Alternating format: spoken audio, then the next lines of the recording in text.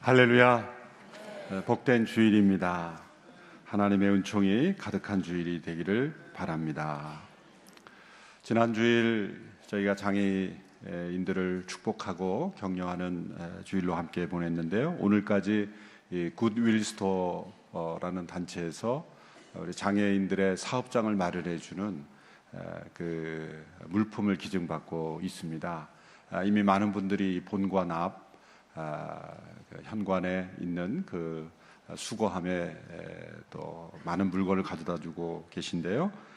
의류, 잡화, 문화용품, 또 생활용품, 가전, 가구, 사용할 수 있으나 사용하지 않는 그런 물품들을 교회로 가져오시면 좋은 그런 사업장을 마련해서 장애인들의 일터를 마련해주는 일에 쓰이게 됩니다. 물건이 크거나 어려우신 분들은 자택 방문 수거도 가능하다고 합니다. 그래서 여러분들이 접수해 주시고 또 본관 앞에 있는 굿윌 스토어 직원들에게 접수해 주시면 또 댁으로 가서 또 수거도 하고 있습니다. 하나님이 기뻐하시는 일이고 또 이 사역을 통해서 말로만 연약한 지체들 돕는다 하지만 실제로 이런 단체들의 몸으로 섬기면서 또 살 수 있는 환경을 제공해 주는 것은 정말 좋은 아이디어, 또 하나님이 기뻐하시는 그런 일이라고 생각을 하고 우리가 실천 가능한 그런 일이라고 생각을 합니다. 귀한 사역에 또 오늘까지 동참해 주시고 또 그 이후에도 계속해서 저희 서빙고 양재는 고정 박스가 비치되어 있기 때문에 수시로 여러분들의 그런 물품 기증을 통해서 장애인들을 섬길 수 있게 되기를 바랍니다. 오늘은 설교 이후에 우리 더 멋진 세상을 함께 후원하고 또 약정하는 시간을 갖고자 합니다. 설교의 영상을 통해서 보시겠지만 지난 4년 동안 이 NGO를 통해서 지구촌에 있는 최빈국구 국가들에 있는 지체들을 섬기는 일에 하나님께서 놀라운 은혜를 베풀어 주셔서 귀한 축복의 통로가 되어 왔습니다. 하나님께서 우리의 돈이 필요하신 것이 아니라 하나님께서 행하시는 일에 우리가 통로가 되는 그 기쁨에 함께 참여하기를 원하시는 것입니다. 김광동 장로님 리더십을 통해서 귀한 사역이 너무나 잘 발전되어 왔는데 이 사역들을 계속 우리가 순종하며 나가기를 간절히 원합니다. 함께 참여해 주시기를 바랍니다. 오늘 매월 마지막 주일 구제 봉사주일이고요. 그래서 구제 나눔 또 사랑의 쌀을 받는데요. 특별히 서빙고 우리 캠퍼스에서는 홀로 계신 어르신들을 방문하는 또 사랑 나눔 봉사가 또 주일에 있습니다. 함께 참여하실 분들은 구제 사역팀에 신청하셔서 함께 참여할 수 있게 되기를 바랍니다. 이제 5월 우리 가정을 기억하고 우리 어린 자녀들을 축복하는 5월이 왔습니다. 생명의 삶 우리 기억해 주시고 또 함께 하나님의 말씀을 통해서 은혜 나눌 수 있게 되기를 바랍니다. 기도하시겠습니다. 하나님 아버지, 오늘도 복된 주일을 하나님을 기뻐하며 예배하는 한 공동체로 모이게 하신 것을 감사합니다. 이 시간 연약한 지체들을 축복하며 또 지구촌 최빈국에 있는 그 굶주린 영혼, 또 병으로 죽어가는 영혼들을 섬기며 또한 우리의 이웃들을 섬기며 또 장애인들을 섬기는 복된 교회로 나아갈 수 있도록 인도하심을 감사합니다. 귀한 삶의 실천을 통해 하나님이 기뻐하시는 삶으로 또 우리가 축복의 통로가 될 수 있도록 역사하여 주시옵소서. 오늘도 주님의 기록된 말씀을 통해 하여 우리에게 말씀하시는 하나님의 음성을 듣게 되기를 원합니다. 주님 말씀하여 주옵소서. 예수님의 이름으로 기도하옵나이다. 아멘. 사람의 결심이 얼마나 쉽게 끼어질 수 있는가를 설명해 주는 고사성어 작심 3일이 있습니다. 그러나 작심 3일이 아니라 작심 3초도 될 수 있는 것이 바로 사람의 마음입니다. 오늘 본문의 사건은 이 사람의 마음이 얼마나 부패하고 얼마나 연약한지를 우리에게 보여주는 귀한 사건입니다. 이 모세가 산에서 하나님과의 친밀한 만남을 가지고 있을 때 그 백성들이 불안하여 아론에게 자신들을 이끌어낼 이끌어줄 신을 만들어 달라는 요청을 한 것입니다. 금송아지를 만들고 그 금송아지가 바로 자신들을 애굽에서 이끌어낸 신이며 또한 앞으로 자신들을 이끌 신이라고 그렇게 숭배한 그런 끔찍한 사건입니다. 이스라엘 백성들은 애굽에서 큰 하나님의 권능으로 건짐을 받았습니다. 광야에서 기적 같은 하나님의 은혜로 생존해 왔습니다. 이제 시내산에서 모세를 통해 들려주신 그 하나님의 율법 앞에서 우리가 그대로 순종하겠습니다라고 여러 번 서약까지 했습니다. 그랬던 이스라엘 백성들이 곧바로 금송아지를 만들고 그 금송아지가 바로 자신들을 이끌어낸 신이며 또 자신들을 인도할 신이라고 그렇게 숭배하는 모습은 참으로 어처구니 없는 사건입니다. 연기가 증발해 버리듯 호세아 6장 4절의 말씀에 보면 너희의 사랑이, 하나님께 대한 너희의 사랑은 아침 안개 같으며 쉽게 사라져버리는 새벽 이슬과 같다, 그런 말씀이 있는데 바로 그 말씀처럼 너무나 쉽게 연기처럼 사라져버리는 그런 이스라엘 백성들의 모습을 보게 됩니다. 오늘 본문 32장 8절의 말씀을 우리 함께 보십시다. 함께 8절의 말씀을 함께 읽겠습니다. 시작. 그들은 내가 그들에게 한 명령을 그토록 빨리 저버리고 스스로 송아지 모양의 틀에 우상을 부어 만들고는 경배하고 제물을 바치면서 이스라엘아, 이것은 너희를 이집트에서 이끌어낸 신이다라고 했다. 사람들이 얼마나 속히 오늘 말씀에 그토록 빨리 하나님을 떠나 우상을 섬기게 되는지를 하나님께서 안타까워하고 계십니다. 아담이 창조된 후에 얼마나 속히 하나님을 떠났습니까?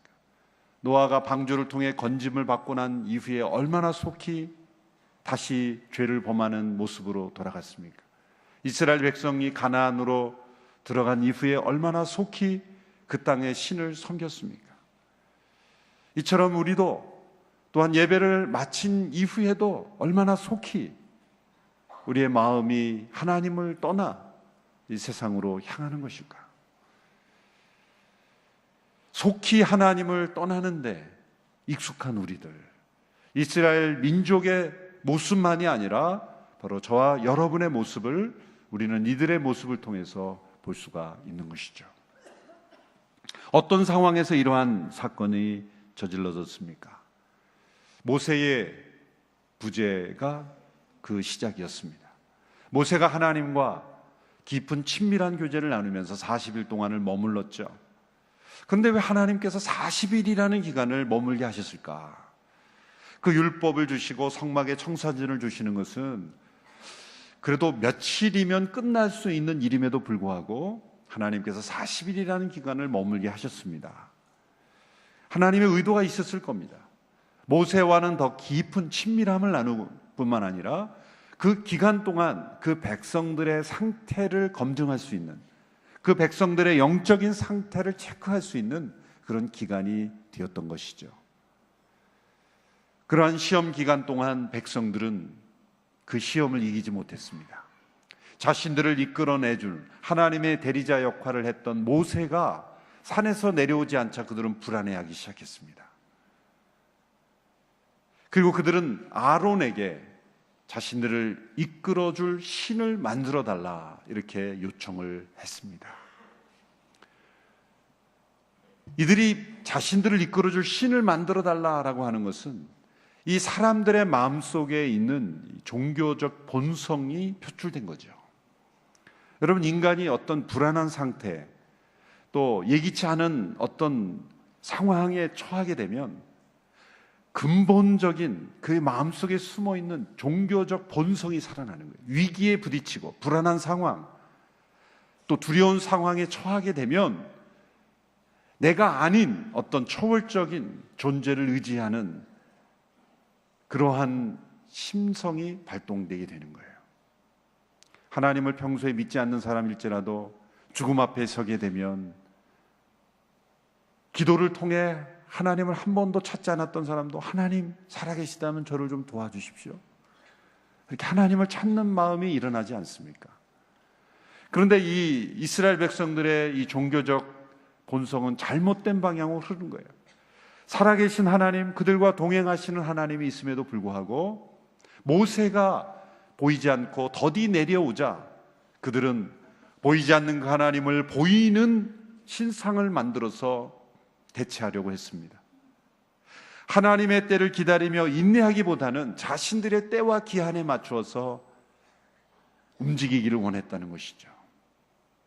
여러분, 우상 숭배는 본질적으로 새로운 신을 만들어 섬기려고 하는 것 같지만 인간이 신을 조종하려고 하는 것이 우상 숭배의 본질입니다. 그러니까 우상 숭배의 본질은 뭐냐면 인간이 하나님이 되려고 하는 거죠. 진정한 신을 만들고 그 신에 순종하려는 것이 아니죠. 인간이 신이 되려는 것입니다. 인간이 조종할 수 있는 그 신을 만들어서 인간 자신이 신이 되려는 것이 우상 숭배의 본질입니다. 바로 이스라엘 백성들이 그러한 모습을 하고 있는 것입니다. 바로 이때에 이들을 안돈시키고 이들을 올바로 인도해야 될 책임이 아론에게 있었죠. 모세의 형이자 모세와 함께 그 백성들을 이끌고 있는 리더 중에 한 사람이었습니다.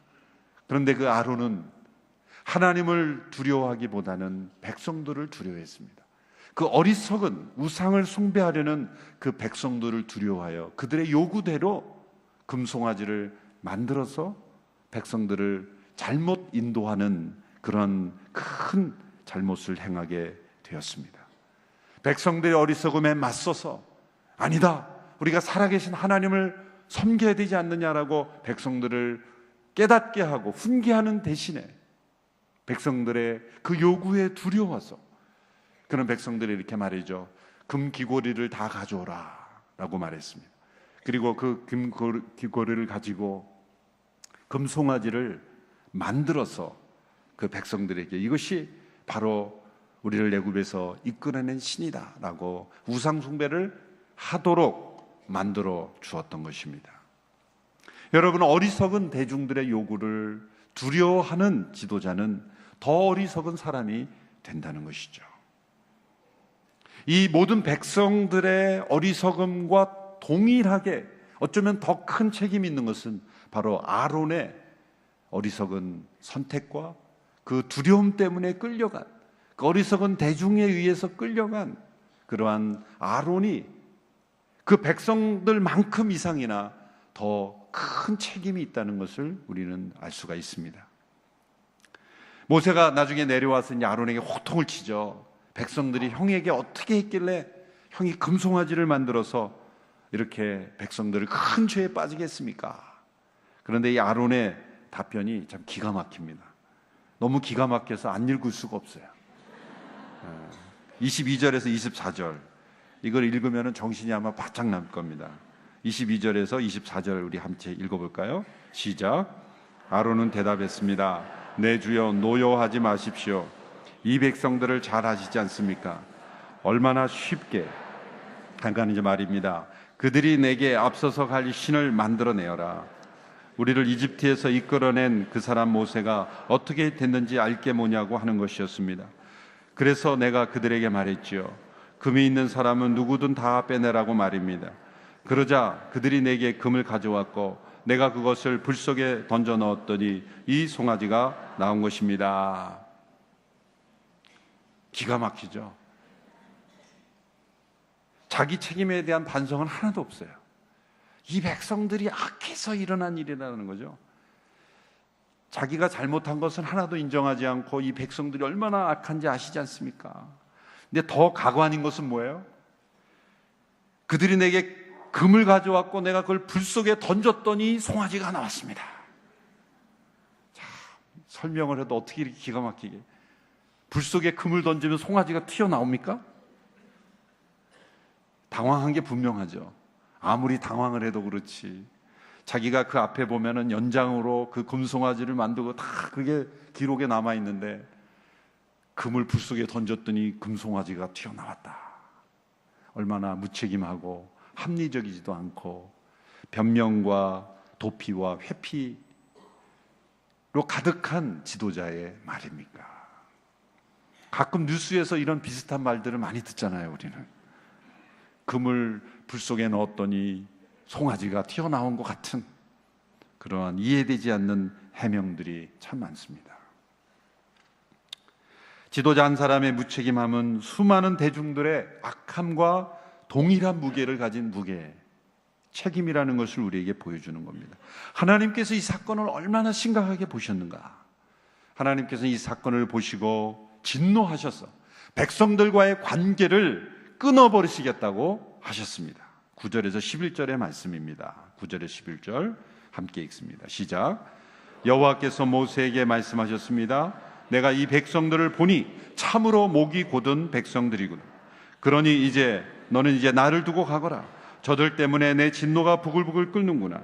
내가 저들을 진멸하지 않을 수가 없다. 그러고 나서야 내가 너를 큰 민족으로 만들 것이다.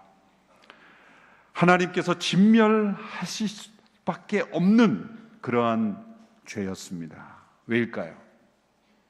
이들은 우리를 인도할 신을 만들어 달라라는 것이었는데, 바로 직전에 그들이 하나님 앞에 순종하겠다고 맹세한 10계명의 제1계명은 뭡니까? 너는 나 외에는 다른 신을 내게 있게 하지 말라. 1계명을 어긴 거죠.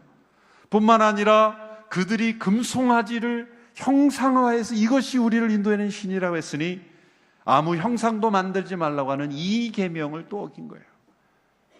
첫 번째, 두 번째 계명을 어긴 것이죠. 그리고 이들의 행위를 보면 마치 출애굽기 24장에 나오는 모습으로 그들이 하나님 앞에서 모세와 아론과 그 지도자들이 번제와 화목제물을 드리고 하나님과 교제하며 그 식사를 나누는 모습을 그대로 금송아지 앞에서 번제와 화목제를 비슷하게 드리면서 사이비 유사 종교를 만들어서 그것이 우리의 하나님이다 이렇게 고백하고 있는 거죠. 10계명의 1, 2계명을 어겼을 뿐만 아니라 그 이후의 계명 10계명의 1, 2계명을 어겼다는 것은 나머지 8가지 계명도 당연히 어기게 된다는 거예요. 이거는 도미노 현상처럼 이어지는 것입니다. 제1계명이 무너지면 2계명은 금방 무너지는 거예요. 2계명이 무너지면 3, 4, 5, 6, 7, 8, 9, 10의 계명은 그대로 다 무너지는 거죠. 너무나 쉽게 무너지는 거예요. 하나님은 진노하셨습니다. 그래서 그 백성들과의 관계를 끊어버리시겠다라고 그렇게 진노하고 계십니다. 자, 모세가 지금 뭐 하고 있습니까? 시내산 위에서 성막의 청사진을 받고 있는 거예요. 구체적인 하나님이 거하실 집에 그 성막의 청사진을 받고 있는 동안 그 백성들은 금송아지를 만들고 있었습니다. 이 하나님이 주시는 성막과 인간들이 만들어내는 금송아지는 대조를 이루죠. 성막은 하나님을 위하여 만들어진 집이고 금송아지는 사람들을 위하여 스스로 만든 거예요. 성막은 하나님의 의도가 담긴 하나님의 아이디어의 작품이고 금송아지는 인간들의 탐욕을 표출하는 그런 인간의 아이디어입니다. 성막은 여러 가지 재료를 통해서 아주 세심한 기술과 공정을 통해 만들어지죠. 그런데 금송아지는 금이라는 단 한 가지 재료를 통해서 충동적으로 즉흥적으로 만들어지는 그러한 작품입니다. 성막은 자발적으로 자원하는 마음으로 드려진 이들에 의해서 만들어지지만 이 금송아지는 이 아론의 명에 의해서 또 어쩔 수 없이 낸 것으로 만들어지는 것입니다. 이 금송아지를 만들어 그것을 자신들의 신이라 이렇게 함으로써 이제 백성들은 진멸될 위기에 처해 있습니다. 하나님이 모세에게 말씀하시는 건 뭡니까? 내가 이 백성을 여기서 진멸해 버리고 새로운 민족을 시작하겠다. 마치 아브라함을 통해 새로운 민족을 시작하듯이 내가 모세 너를 통해서 내가 새로운 민족을 시작하겠다. 자, 백성들에게는 위기이지만 사실 모세에게는 새로운 기회일 수 있죠. 그 골치 아픈 백성들 이제 끝내버리시고 모세를 통해 모세를 아브라함의 위치에 두시겠다는 거예요. 지금 모세의 어려움은 뭡니까? 모세는 사실 이스라엘 민족들이 아브라함, 이삭, 야곱을 통해서 수많은 어떤 그 애굽에서 민족이 이미 형성이 되어 있죠. 자신도 그 민족의 한 일원이긴 합니다만은 이미 형성된 민족을 자신이 지도자로서 이끌어간다는 것이 얼마나 어렵습니까? 그래서 모세가 그 지도력을 인정받는 그 과정이 얼마나 힘들었습니까? 그런데 이 모세가 아브라함과 같은 혈통의 조상이 된다는 것, 모세에게는 기회일 수 있는 것이죠. 제가 만일 모세였다면 어떻게 대답했을까 생각해 보면 참 이러한 하나님의 계획을 거절하고 다른 계획을 말씀드린다는 것은 쉽지 않습니다. 저를 조금 나쁘게 생각하면 이렇게 생각할 수 있어요. 하나님 잘 생각하셨습니다. 제가 봐도 이 백성 가망이 없습니다. 그리고 하나님 사람 참 잘 보셨습니다. 저를 민족의 조상으로 사용하신다니 감사합니다. 열심히 해보겠습니다. 새로운 민족의 이름은 뭐라고 지을까요? 이렇게 마음이 사실 사단에 주는 그런 마음을 틈타서 하지 않았을까요? 사단은 뭐라고 속삭였을까요? 모세야, 지금이 바로 절호의 기회다. 그동안 고생 많았다. 내가 이스라엘보다 크고 강한 나라의 시조가 되는 건데 너가 만일 이 기회를 놓치면 너는 바보야. 가만히 있어. 그런 사단의 유혹이 일어나지 않을까요? 하나님 지금 모세에게 농담하신 것이 아닙니다. 모세가 만일 다른 의사를, 계획을 하나님께 말씀드리지 않았더라면 하나님은 그대로 행하셨을 거예요. 그래도 하나님은 의로우신 분입니다. 하나님이 진멸해야 한다라고 말씀하셨을 때 진멸하셨다면 하나님 의로우신 분이죠. 하나님 지금 판단을 잘못하신 게 아니에요. 마땅히 진멸하셔야 했고 하셔도 하나님 의로우신 분이에요. 여기에 대해서 다른 생각이 있을 수 없는 것입니다. 그런데 우리가 놀라운 장면을 바라보게 됩니다. 모세가 이런 하나님의 계획에 어떻게 반응했는가? 우리가 참 상상하기 힘든, 우리의 육신의 본성은 이해하기 힘든 반응을 모세가 했다는 거죠. 그것이 11절에서 13절의 말씀입니다. 11절에서 13절 말씀 우리 같이 읽습니다. 시작. 그 하나님 여호와께 빌며 말했습니다. 여호와여, 주께서 왜 주의 백성들 때문에 노여워하십니까? 그들은 주께서 큰 능력과 강한 손으로 이집트에서 이끌어내신 사람들이 아닙니까? 왜 이집트 사람들이 그가 그들을 산에서 죽이고 지면에서 쓸어버릴 생각으로 끌고 갔구나 하게 하시겠습니까? 주의 무서운 진노를 돌이키시고 주의 백성들에게 재앙을 내리지 말아 주십시오. 주의 종 아브라함과 이삭과 이스라엘을 기억해 주십시오. 주께서 친히 주를 두고 그들에게 내가 내 자손을 하늘의 별같이 많게 하고 내가 그들에게 약속한 이 모든 땅을 내 자손에게 줄 것이니 이것이 그들의 영원한 기업이 될 것이다라고 맹세하지 않으셨습니까? 기가 막힌 기도, 기가 막힌 하나님에 대한 대답이죠. 모세는 하나님께 여러 질문을 던집니다. 왜 이 백성들 때문에 노여워하십니까? 왜 이 백성들을 진멸하게 해서 이방 사람들이 하나님을 조롱하게 합니까? 이 백성들이 진노하면 하나님께서 주신 아브라함과 이삭과 야곱에게 주신 그 약속은 어떻게 되는 것입니까? 이 질문을 보면은 모세가 하나님보다 나은 것 같아요. 외람되지만 그렇죠? 하나님은 진노하셔서 진멸하겠다 그러고 하나님 왜 그러십니까? 이렇게 하나님을 말리는 모세의 모습을 보면 누가 이게 바뀐 거, 모세가 막 화를 내고 모세야 왜 그러니? 참아라, 참아. 흥분하지 말고 용서해라. 이렇게 나와야 될 것 같은데 정반대가 되는 것 같은 이런 상황. 어떻게 모세가 이런 기도를 할 수 있었을까? 정말 이것은 놀라운 기도입니다. 모세가 하나님보다 낫겠습니까? 아니죠. 이 모세의 이 놀라운 태도는 지금 불순종처럼 보이죠? 하나님은 지금 진멸하시겠다 그러면 순종해야 되잖아요. 네, 하나님 그렇게 하시죠. 그렇게 해야 마땅한 건데 하나님은 아니 되십니다. 하나님 진노를 거두십시오. 이렇게 불순종하고 있지만 사실 불순종처럼 보이는 순종이에요. 불순종처럼 보이는 순종이에요. 여러분 우리의 삶 속에 보면 순종처럼 보이는 불순종이 있고요, 불순종처럼 보이는 순종이 있어요.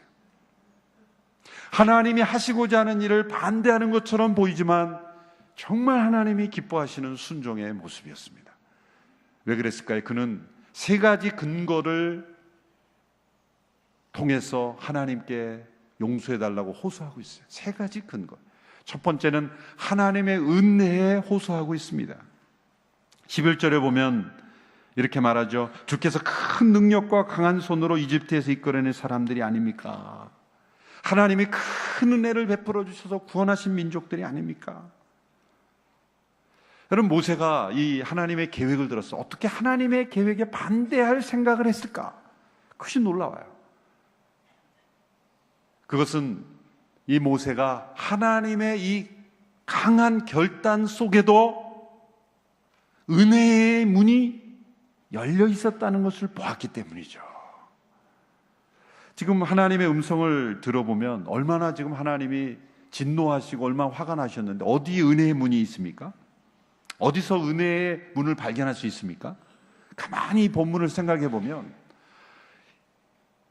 모세가 발견한 은혜의 문은 일단 하나님께서 모세와 의논하셨다는 거예요. 그렇죠. 모세에게 그 계획을 말씀해 주셨다는 거예요.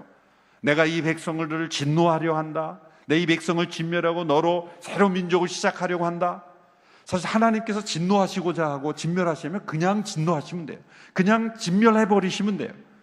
그런데 모세와 의논을 하셨다는 것은 모세의 어떤 동의를 요구하는 것처럼 모세에게 그 계획을 말씀하시고 대화하듯이 모세의 생각을 물어보시는 것 같은 의견을 말씀하셨다는 건 뭡니까?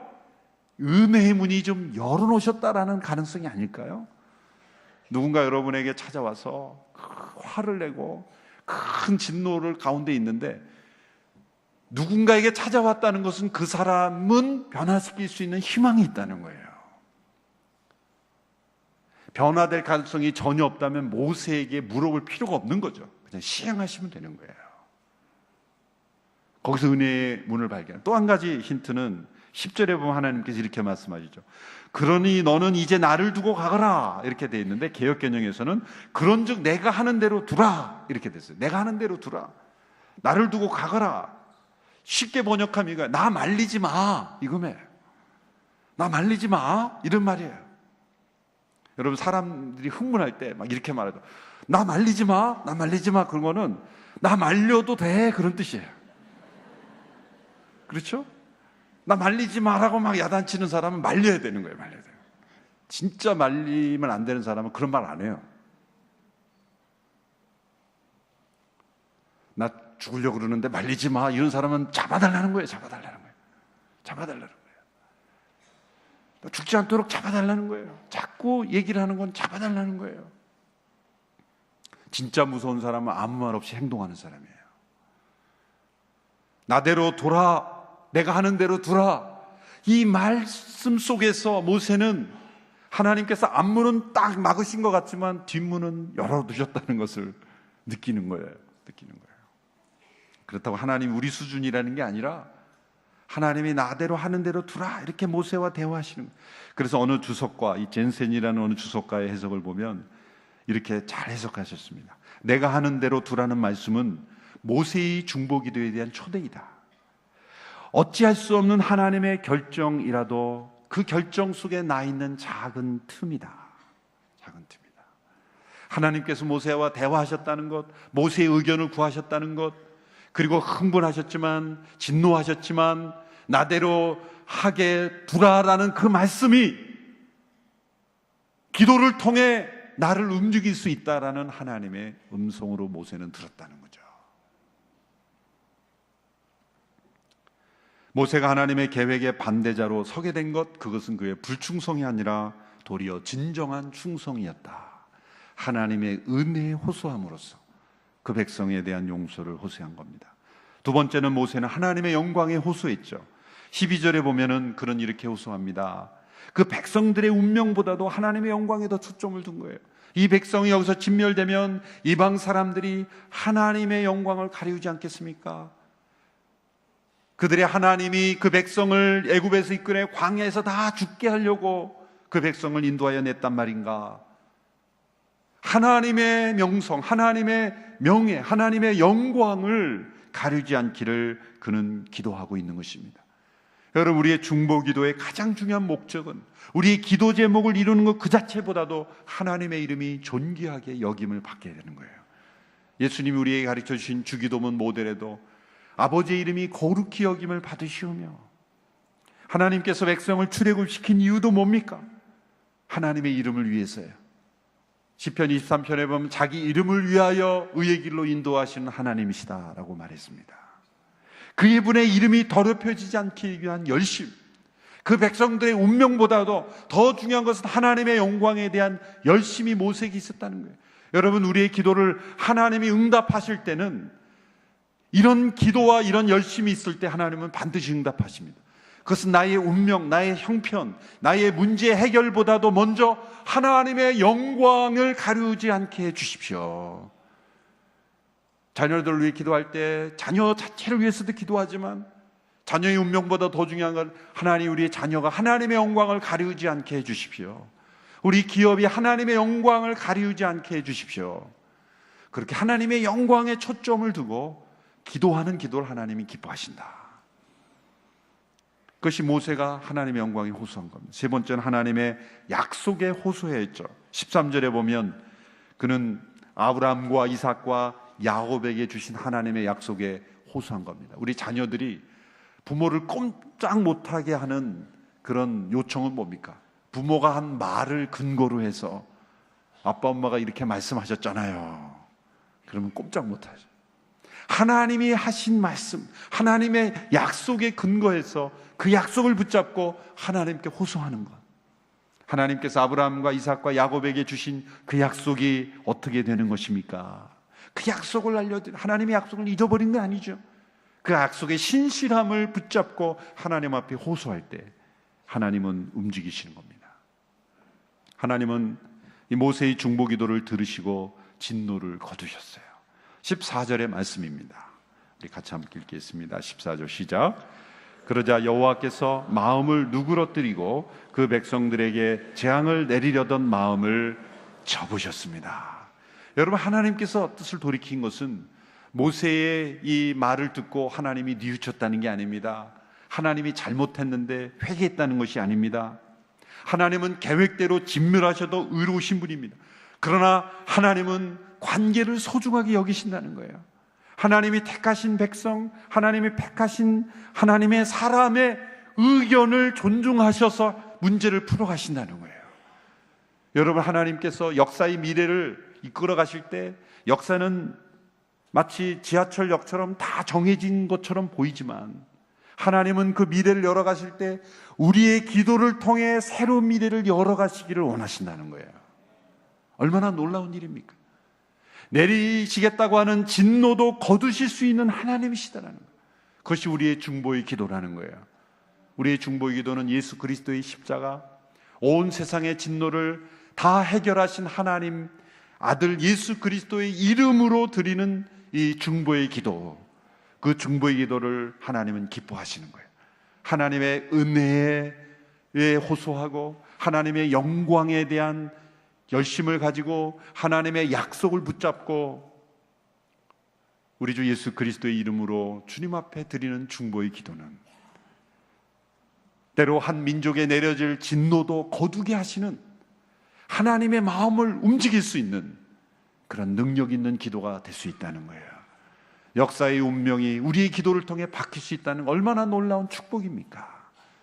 이 한반도의 미래를 우리의 기도를 통해 변화시킬 수 있다는 것, 하나님께서 우리에게 우리의 기도에 귀를 기울이시고 우리와 대화하시면서 우리의 기도를 통해 하나님의 마음을 바꿔줄 수 있는 하나님이시라는 것, 얼마나 놀라운 우리에게 주어진 특권입니까? 여러분의 이 중보기도의 특권을 우리가 누리며 활용하며 하나님 앞에 나아가는 우리 모두가 될 수 있게 되기를 축원합니다. 이 모세의 마음이 우리에게 있게 되기를 축원합니다. 이 기도를 통해 역사를 바꾸며 이 민족의 미래를 바꾸며 열방의 미래를 바꾸는, 마땅히 내려야 할 하나님의 진노가 거두게 되는 하나님의 은혜로 바뀌게 되는 역사, 그 역사가 우리의 기도를 통해 이루어지기를 축원합니다. 기도하겠습니다. 내리시기로 결정한 진노까지 거두시는 하나님, 우리는 우리의 분노가 돌이켜지지 않아 쏟아져내야만 풀리지만 하나님께서는 전능하셔서 그 진노도 돌이키시며 마음을 바꿔주시는 그 하나님이시기에 우리가 희망이 있는 줄로 믿습니다. 주님, 그 하나님의 은혜를, 그 하나님의 역사를 우리에게 보여주셨사오니 이 시대, 이 민족, 때로 우리 나라에 하나님께서 내리시는 진노까지도 우리의 중보의 기도를 통해 돌이켜주시는 역사가 있게 되기를 간절히 원합니다. 북한 땅을 위해 기도할 때 그 땅에 내려질 하나님의 엄중한 심판까지도 우리 민족의 중보자가 되어 하나님 앞에 기도함으로 이 한반도의 미래가 재앙이 아니요 하나님의 은혜로 변화되기를 간절히 원합니다. 이 땅에서 이루어지는 모든 죄악과 허물, 아픔을 우리가 품고 예수 그리스도의 보혈로 씻고 그리고 하나님의 은혜를 누리는 이 민족이 되기를 간절히 원합니다.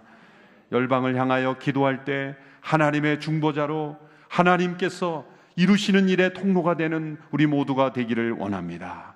주님, 우리를 사용하여 주옵소서. 예수님의 이름으로 기도하옵나이다. 아멘.